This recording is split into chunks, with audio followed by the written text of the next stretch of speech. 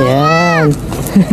Alam nyo ba yung kuya dito sa Greenlandic mga kabayan, ang ibig sabihin mga kabayan ay bastos siya. Yung SEX. Brother, it means. Yan, Philippines, kuya, big brother. 1, 2, 3. Okay, oh. Excuse me, mommy.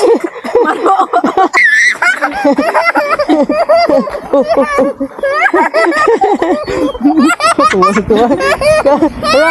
Run. Papakainin niya na yung mga pato. Ito po yung mga pato. Parang nasa probinsya ng mga bahay ba. Antayin kami niya mga kabayan. Yan, may sasakyan sa gilid. Kahit malayo pa pero inantay kami, no? Para makatawid. Kaya dito mo malalaman kung gano'ng ka kalmado yung mga driver, respetado sa tao. Hello, good morning. So, kagigising lang namin mga kabayan, no? Happy Father's Day po sa lahat ng mga papa sa buong mundo. Happy Father's Day po sa inyo. So, ito po yung binihigaan namin dito. Ay talagang isang kuhan lang kami mga kabayan, no? Isang kama lang kami, tabi-tabi lang kami. Maliit lang kasi yung aming bahay. Tapos, ayan po yung kusina namin. So, hindi pa kami nakalinis kasi kagigising lang. Ito, yung mga pinagdidihan ng anak ko. So, hugasan ko pa ito. Hugasan muna natin tong mga plato pagkagising mga kabayan. Minsan paggabi hindi na kami nakahugas ng plato dahil na pagod na minsan sa trabaho. Tapos yung asawa ko yung magluluto ngayon. Bali, hugasan ko lang to dito. Lilinisin ko muna. Ayan. So, ito po yung mga pagkain pa namin kagabi. Hindi na namin naubos dahil munggo ito mga kabayan. Marami yung luto ng asawa ko. Tapos ito po yung bahay. So, lilinis muna tayo. Linggo pala dito ngayon. So, nasa alas 10 na. Napasarap yung tulog namin. Wala kaming pasok. Ayan po sa labas natin. Medyo maulan siya. Ayan. Hindi naman malakas yung hangin. Maliwanag pa rin pagtulog namin kagabi. So, maglilinis kami dito. Mamaya ng asawa ko. Ito po yung higaan namin. Maliit lang. Yan, sinisipon yung anak ko. Punasan muna natin. Sige, sikma. May sipon siya. Pagka yung anak ko mga kabayan, sinisipon siya. Tapos inaubo. Kada gabi hindi ako makatulog kasi nagagising din ako. Tapos, yes, what is that? Wow, very good. Namaya. Drawing. Okay. Ayun mga kabayan, pakainin ko muna yung itong bunsong anak ko. Kasi hindi ko makain yung anak ko mga kabayan, hindi ito nasubukan. Ito po yung niluto ko kagabi mga kabayan, no? Red fish ito. Tapos mayroong mga broccoli. At mayroon siyang okra. So, lagyan ko siya ng kanin para lagyan ng laman yung kanyang tiyan. Medyo mahirap pakainin tong anak ko. May time lang hindi siya kakain. Kahit pilitin.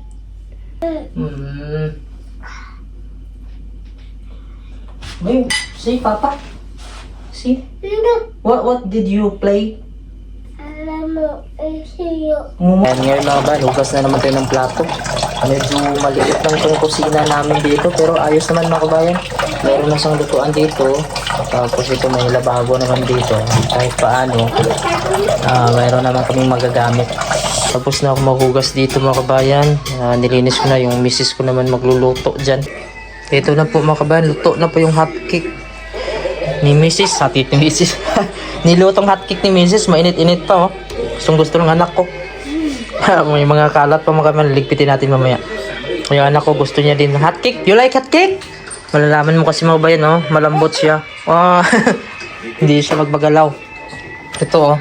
Malambot siya mga kabayan, oh. Tsaka malagkit. Yan. So masarap yung hotcake. Tapos lagyan mo ito ng margarine. Nako. Malinamnam ito mga kabayan. So ito, nagluto pa yung misis ko ng beef stick daw lutuin niya. Tapos marami pang hotcake. Yan po, yan. Ito mga kabayan, walang kalaro yung mga anak ko. Tingnan nyo silang dalawa, oh. Yan. Kasi kung palalabasin ko yung mga kabayan, napakalamig sa labas. Hindi sila pwede lumabas na sila lang. Bago sila lalabas, kailangan sumuot muna ng makakapal ng mga jacket, sapatos. At saka, kailangan bantayan. Dahil malamig sa labas, delikado. Nagsaing tayo ng kanin dahil ito niluto ng asawa ko dahil Father's Day daw. Beef stick, may broccoli, mushroom. Hello po mga kabayan, Happy Father's Day po. Ngayon ay lalabas kami, kasama ko yung pamilya ko, anak ko. Ay, yung isang anak ko magbabike siya. May sasakyan. Bali, pupunta kami mga kabayan sa park. Hanap kami ng magandang pwesto ngayon. Nainit kasi yung dalawang bata na sa loob lang ng bahay buong araw. Simula pa kahapon. Kaya labas namin. Ayan po, nakasuot siya ng mga kakapal. Ano, para siyang, mga kabayan, para siyang nanibago. Tuwang-tuwa siya kapag nakalabas. Ayan din yung anak ko na lalaki. Magbabike siya. Ayan. So ngayon, dahil Father's Day, ay magbanding muna kami pamilya. Kasi bukas mga kabayan, trabaho na kami. Ang oras natin dito ay alas 7 ng gabi, pero sadyang maliwanag lang talaga dahil hindi na lumulubog yung araw dito. Yan. So tara, samahan nyo kami mga kabayan. Papakita ko dito yung pupuntahan namin. Napakaganda ng panahon ngayon, di malakas yung hangin. Siguro yung temperature natin ay nasa 4 degrees Celsius. At hindi siya sobrang lamig. Basta naka-jacket pa rin tayo, nakasapatos. Yan. Tuwang-tuwa yung anak ko. Tinatawag niya yung kuya mga kabayan, no? Yung kuya niya. Pero alam niyo ba yung kuya dito sa Greenlandic mga kabayan, ang ibig sabihin mga kabayan ay bastos siya. Yung SEX. Kaya pinapractice namin yung anak namin na tawagin niya lang brother yung kapatid niya. Dahil iba yung meaning dito. Brother, it means yan, Philippines, kuya, big brother. Ayan mga kabayan, nagulat yung mga tao kasi nga yung anak ko tumatawag siya ng kuya. Kaya inexplain ko sa kanila na yung kuya sa Pilipinas ay big brother. Kaya dito sa kanila kasi yung kuya ay SEX. So yung pagtatalik yung sa kanila. Natawa ako mga kabayan sa anak ko na babae. Kasi sumigaw siya ng kuya. Yung kuya pala dito mga kabayan, no, sa Greenland ay yung meaning niya ay SEX. So pagkikipagtalik po yung meaning. Kaya yung anak ko kasi ng babae, nasanay siya natawagin yung kapatid niya na kuya. Sabi ko brother na lang, big brother. Na timing na mayroong mga Greenlandic na sa lubong namin. Greenlandic at saka Danish kasi alam nila yung word na yun. Nagulat sila kaya inexplain ko na. Kuya ha, ha? Ayan mga kabayan, papunta na kami dun sa my park. Yung anak ko mga kabayan ayaw tumigil sa katatawag na kanyang kuya. Kaya medyo nahihiya kami dito, may nakakarinig. Okay. You want to play? Wait. We'll go to the other side. Andun na kasi nauna na yung kapatid niya mga kabayan, yung big brother niya. Marami pa rin gumagala. Oras natin ay alas 7:30 na ng gabi. Ayan po. Pero yung mga establishment dito ay sarado na po. Kadalasan ay alas 5 ng hapon, sarado na sila. Ayan, marami po mga turista dito ang gumagala pag ganitong summer. Ito po isa sa mga establishment dito na bintahan ng mga fishing, hunting, yung mga tent, mga gamit sa kusina. Ayan po, sarado na po siya. Yung pangalan po ay Nota Bene GL. Ito po yung buong paligid natin. Napakaganda mga kabayan. Hangin? Hangin daw. Bus, the wheels. Tingnan natin mga kabayan kung titigil itong sasakyan. Tara na. Tumigil siya mga kabayan, no? Kahit malayo pa kami, nantay na kami. So ganyan dito sa Greenland. Hindi ka po dito matatakot kahit itong anak ko mga kabayan, no? Basta dadaan lang siya dito sa mga daanan ng mga bike. Kuya, we're going now. Kuya, big brother pala. Nasanay ako na tawagin siya kasi dito mga kabayan, yung mga lokal hindi nila alam yung meaning. Makasagasa ka siya, ma. Daan lang ha. Dito po na area, ito ay kung may event dito in-held po. Ayan. Ito po yung anak ko. Tuwang-tuwa siya mga kabayan. Pag nakalabas talaga itong anak ko, parang hindi talaga ito mapakali. Wala namang problema dito sa kuan kasi safe naman dito. Ayan po yung nag-iisang mall dito sa Greenland. Sarado na po ang kuan dyan. Ang mga pwesto sa mga damit. Pero yung mga grocery open pa yan. Ayan. Ito po yung buong paligid natin. Napakatahimik ko. Pero may mga tao na lumalabas, gumagala. Ayan. Ayan po. Dito na po kami mga kabayan. Lapit na sa unahan. Mayroong pulis. Pulis! Ano ko tinapay? Sige lang. Tingin lang tayo. Antayin kami niya mga kabayan. Yan, may sasakyan sa gilid. Kahit malayo pa pero inantay kami, no? Para makatawid. Kaya dito mo malalaman kung gaano ka kalmado yung mga driver, respetado sa tao. Kahit malayo ka pa, tatawid ka mga kabayan, malalaman nila, iinto talaga sila. Hindi sila nagmamadali sa atin. Kahit nasa pedestrian lane, nandyan ka na sa gitna. Minsan, bangga ka pa. Ayan. Pupunta kami dun sa may park mga kabayan, no? Yung may mga pato dun, yung lake. Sa gilid natin may mga kuha na, tumutubo na ng mga damo. Tapos may tubig na umaagos. Uy! Ha? Water! Ayan, napakaganda po dito. Where is your brother? Where's your brother? Brother Axel. Call. Ayan, so mayroon po na ditong nilalagay na mga upuan. Pwede pong magpahinga-hinga dito, magkapi-kapi. Amaya? Are you okay? Huh? Stop? Stop? You gonna walk? You gonna walk? Ayan, maganda yung park dito nila, oh. Tumubo na yung mga damo, no? Sa susunod mga kabayan, makikita natin mga bulaklak dito. Hindi pa lumabas yung mga bulaklak, no? Dahil minsan naulan pa kasi dito. Dapat tuloy-tuloy kasi uminit at ganda yung panahon. Ayan. Nahulog yung bula nila mga kabayan dito sa may ilog. Ito yung ilog nila dito, oh. Ilog ba to o... Snow na to. Kuhaan mga kabayan, yung mga tubig sa snow na natunaw. Ito na yun. Ayan po. Sa ating kanal. Ayan, ito po yung tsura ng kanal nila dito, no? Napakalinis pa rin. yung anak ko tuwang-tuwa. You want to bike? You like to bike? Oh. Yan, punta kami dun sa unahan mga kabayan. Merong bahay dito mga kabayan, no? Na ano, luma. Parang nasa probinsya ng mga bahay ba. Pero maganda pa rin yung loob nito mga kabayan. Kahit ganito ito na bahay. Ayan, oh. Yan. So parang sa atin doon na ano. Ay, bato. Bato. Oh no. Oh no. Ayan po mga kabayan, no? Marami na mga tumutubo dito ng mga damo. Ito na po yung magsisilbing bulak dito. Ayan po, yan po nga dahon. Tapos dito mayroon po ditong mga tubig na. Ayan, parang ilog na siya, oh. Ayan po. Ayan. So napakaganda na po dito. Mga susunod na araw mga kabayan, makakita tayo dito ng mga bulaklak. At medyo lalago tong damo dito. So mabubuhay lang ito sila pag summer. Pero wala talagang kahoy dito, no? Ayan po. So mayroon pa rin gumagala din. Medyo kalmado lang yung panahon natin. Nasa 4 degrees siguro yung lamig. Pero malamig pa rin yung mga kabayan kapag hindi ka po magsuot ng jacket. So naka jacket, gloves pa rin.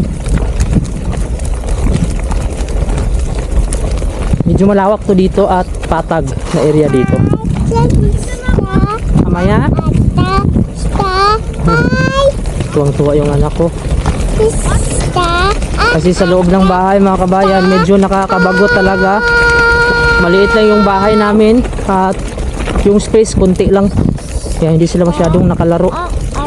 Paano ba nga naman dito mga kabayan? Hindi mo naman pwedeng payagan yung anak mo na lalabas na sila lang dahil malamig. Okay lang kung dito sila pinanganak. Kasi sanay na sila kung saan yung lugar at saka yung klima. Ma-adjust yung katawan nila. Ayan. So punta kami dun sa may pato, oh. Makita namin sa inyo, ha. Malabas sila dito pagkuhan. Ayan, maganda ditong bahay niya, sa gilid lang ng daan, oh.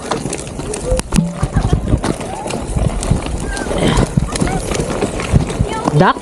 We're going to duck. Maya? Duck lang. Hi. We're going to duck. Maya duck. Duck? Ka-Axel, pabangga ka. Duck. Maya Duck? Okay, wait, ha. Maya, we're going to duck, ha. Eh, Axel. I'm going duck, Maya. Wait lang. Okay. Yes, parking si Maya. Woo! Park na si Amaya. Ayan po si Amaya. Gusto niya po daw pumunta dun sa may duck. Duck? Amaya is duck? Duck. Flying duck. Quack. Kwak-kwak na wak-kwak. Quack. Flying ko kay wakwak. Ayan. Yay! Wala man tayo pagkaon gipalit. Oo, may sasakyan. Dili taon. Ayan po yung mga duck, oh. Ayan.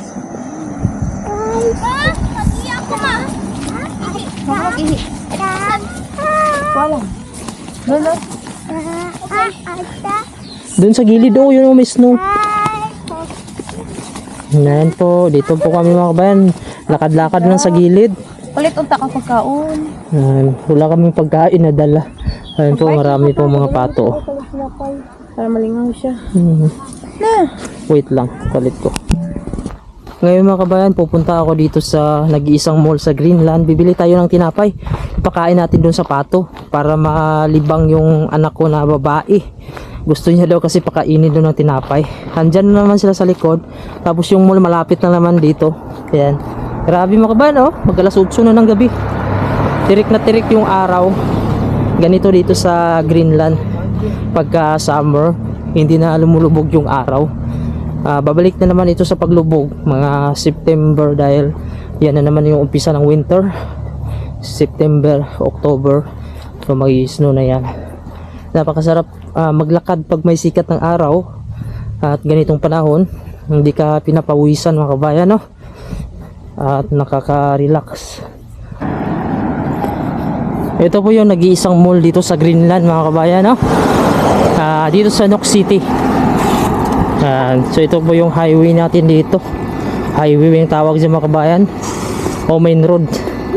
Punta tayo dyan, bibili tayo ng tinapay. Hintay ako dyan. Dyan ka sa labas, antay sa akin, ha. Yan, tirik na tirik yung araw. Ito po yung loob ng mall mga kabayan, no? Sarado na siya. Ayan, wala na pong nagtitinda. Pero yung grocery store doon, open pa naman siya. Pwede pa tayo makabili ng tinapay. Ayan mga kabayan, nakabili na tayo ng tinapay. Dyan po sa nag-iisang mall dito sa Greenland. Pagdating ko mga kabayan, magsasarado na sana sila. Yung mga tinapay na ito mga kabayan, pagka ganito na, itatapon na nila yan. Pero ito syempre binili ko pa rin kasi bibili ako. Bawal kasi yung mga kabayan, hingiin mo siya, no, na nandun ka. Pero kung abangan mo siya doon sa itatapon, pwede mo siyang kunin mga kabayan kasi itatapon naman nila ito sa basurahan. So ito kasi binili ko lang para ipakain namin doon sa pato. Ayan, nandito na po tayo mga kabayan sa may mga pato. At mayroon po tayong dalang tinapay. Papakain natin ito. Yung anak ko yung magpapakain. Amaya! Ayan, naglalaro yung anak ko ng football. Sa Greenland kasi mga kabayan, no? Dahil sa lamig ng panahon dito, medyo nakakatamad talaga lumabas. Akalain mo yung summer na 2 degrees Celsius, minsan 0 degrees. Napakalamig pa rin yun, masakit sa kamay. Siguro na kung 12 degrees mga kabayan, 15 degrees, mas okay lang. What happened? What are you doing? Come. Come. Stand up. Get this bread. Get this bread. Give to. Call the duck. Wala naman tinapay, gipang labay na. Okay. Hindi sila magkaon na. Call kwak kwak. Oh yeah. Call kwak kwak. Kwak kwak. Kwak kwak. Okay. Kung nasa mukhawan ang mama. Kwak kwak. Kwak Oh. Kwak kwak. ang wakwak. Wait lang. Gusto niya ipakain sa pato. Hingi Maya. Oo. Hugoy mo kamot. Hindi siya magkaon. Oh. Ala dito kay wakwak. Kwak kwak daw. Tawagin sa si wakwak. Bago yan. Dito oh, sa unahan oh.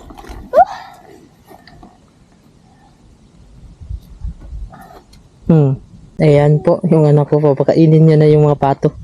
Ito po yung mga pato. Di makat? Ano bang tawag dito mga pato? Baby?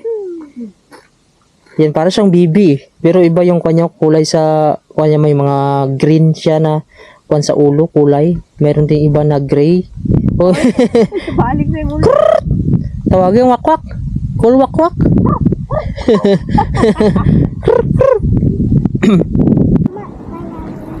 Ito naman yung anak ko mga kabayan, no? Dito na siya nag-iikot magbike. Uban na siya sa Ayan po siya. Ayan. So dito lang siya nag-iikot magbike. Yan, iniikot niya ito. Yan, ito yung magandang puntahan dito mga kabayan dahil medyo malapit lang sa amin yung bahay namin. Yan, likod lang ng mall na yan. Tapos yan, may playground din dyan. Tapos dito mga kabayan, papansin mo yung mga bahay, magaganda siya, no? Mga sinauna lang. Tapos dito, medyo patag na dito at nag-green na siya, oh. Ayan. 1, Give! 3. Oh. Cool pato. Count ka ha. Ito ba yung tinapay nila dito? Count ka. Itatapon na sana nila to. Oh, may lamok. Hmm.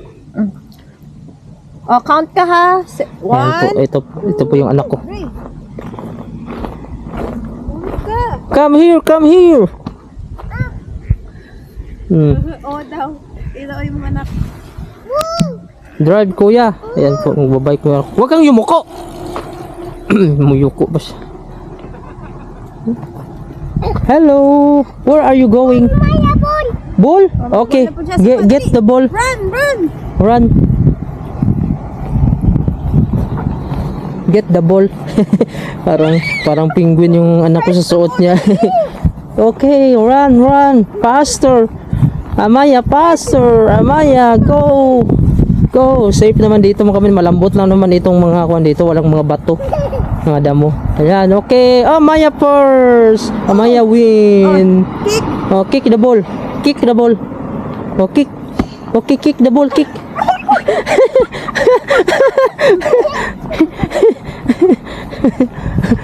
Oh. Oh, Maya. Team ko. Kick. Kick the ball. Kick. Oh, kick the ball. Hala. Ito din yung kuya niya, oh. Nan, tuwang-tuwa yung anak ko sa pagbabike. Mapagod yan mamaya. Tulog na yan mamaya pag uwi. 2, 3. Okay. Okay, go. Oh, oh, oh. Oh, oh. 1, 2, 3. Okay. Oh, oh, oh, oh. Kiss kay mami.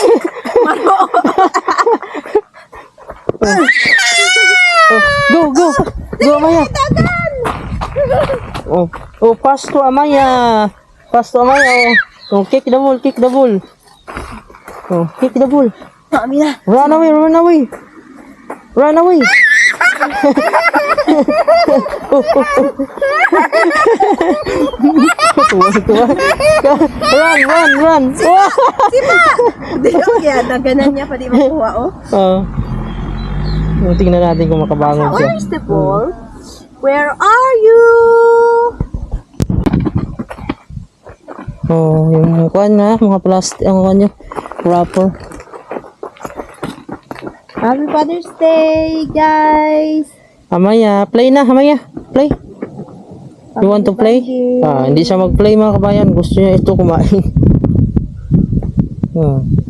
Gusto niya yung tinapay. So, yung anak ko mga kabayan dito, no, medyo naka-adjust na siya sa awa ng Diyos. Hindi naman tumigil na sa pagtatrabaho yung asawa ko kasi nga, ay yung anak ko pwede na siyang iwan doon sa may kabilang kwarto. Hindi na siya umiiyak. Hindi kagaya dati mga kabayan, no, kapag maiwan lang siya ng ilang segundo, umiiyak siya, hinahanap yung mama niya. Kaya yung naisipan namin dati na titigil na muna sa pagtatrabaho yung asawa ko. Pero nung katagalan mga kabayan, tinrain na siya ng asawa ko na iwan na siya mga ilang minuto kasi sabi ng asawa ko magtatrabaho siya para may pera. Parang kinakausap niya yung anak namin. Hanggang yun, nasanay na siya na iniiwan siya doon. Tapos hindi na siya umiyak at sinisilip-silip lang ng asawa ko kasi nga doon pa rin nagtatrabaho yung asawa ko sa daycare na mismong pinasukan ng itong anak ko. Nakikita sila minsan lang, sinisilip niya, hindi na umiiyak yung anak ko at minsan nakain na din siya ng mga pagkain dito yung sa mga bata. May mga luto naman sila ng pagkain kasi doon sa daycare, kaya yun, pasalamat ako na kahit paano ay naka-adjust yung anak ko. Pero ngayon yung pinoproblema na naman namin ito sa kanya, yung kwan, yung klima dito, parang may time na nilalagnat yung anak ko tapos nawawala, tapos sinisipon, nawawala, babalik-balik dahil doon sa daycare mga kabayan, yung mga bata hindi nawawala talaga yung sipon. Pag sa daycare talaga nandyan yung mga sipon ng mga bata, hindi nawawala, pabalik-balik. Yung kwan lang dito, yung anak ko pagka minsan nilalagnat siya, siguro dahil nag-a-adjust sa klima. So sana ay kahit paano mga kabayan, no, maka-adjust ng tuluyan yung anak ko para hindi kami mahirapan. Kasi minsan nagigising ako ng madaling araw pagka mainit siya mga kabayan. Hindi ako nakakatulog ng mga ayos. Simula nung dumating dito mga kabayan yung anak ko, ay hindi ako nakakatulog ng maayos. Nagigising ako ng 3 beses sa isang gabi. Kasi humingi siya ng didi. Ako yung nagtitimpla. Yung misis ko hindi naman pwede ito mga kabayan. Hindi naman pwede ito pagising-gising kasi medyo mahina din yung kuha ng misis ko. Pag wala siyang tulog, sumasakit yung ulo nito. Ako kahit paano, medyo malakas-lakas pa naman tayo. At ito naman yung iniisip ko ngayon na kung paano na naman kuha yung anak ko. Yung malutas. Dito na kami malapit sa bahay mga kabayan. Yan po yung bahay namin. Kasi yung anak ko, gusto niya pa daw maglaro dito. Meron kasing playground dito. Kaya paglaruin namin muna saglit mga kabayan. Kasi kanina pa niya tinuturo ito nung umalis kami. Yan, pasok kami dito sa playground. May playground kasi dito kasi ito yung school dito. Yan po. Oh, yehe daw. Yehe! You're happy? Okay. Palaruin ko muna to. Kasi ito yung gusto niya maglaro. Ito mo dito sa loob. Ayan, oh. Tuwang-tuwa na siya makita yung playground. Okay. Huh? You gonna play here? Ito yung playground dito. Oh, where are you going? Where are you going? Tuwang-tuwa na. Nakawala siya dito. Nakawala dito, mabuhangin lang dito. Ayan. So gusto niya dito maglaro kaso hindi man to pwede niya maakyat. Tulak-tulak niya lang. Oh, come there. Come to mommy. Come to mommy. Go. Go there. Swing. Oh, swing. Swing. Side. You like? Okay. Okay. Yeah. Okay. Go, Amaya. Ayan, nandito na po kami sa bahay mga kabayan. So ngayon, tatanggalin na natin yung mga suot niya. Napakaraming suot ng anak ko kahit summer dito. Kailangan kasi magsuot ng makapal dahil malamig pa rin. Ito po. Ilang patong to? Isang patong to. Pang summer jacket lang ito. Pero yan, makapal pa rin. Isa. Yan, ito yung dalawa. Full body to. Oh. Sa orange. Okay. Ito po yung mga suot. Dalawang patong. 3 patong mga kabayan. 4. Kasi meron pa siya nito. Oh. Sabi yung suot. Kailangan kasi ay dapat balot na balot. Magamit yung bukas. Tummy? Ayan. Tanggalin natin to. Your tummy? Busog tummy? 4 na patong mga kabayan. Yung suot ng anak ko. Tummy.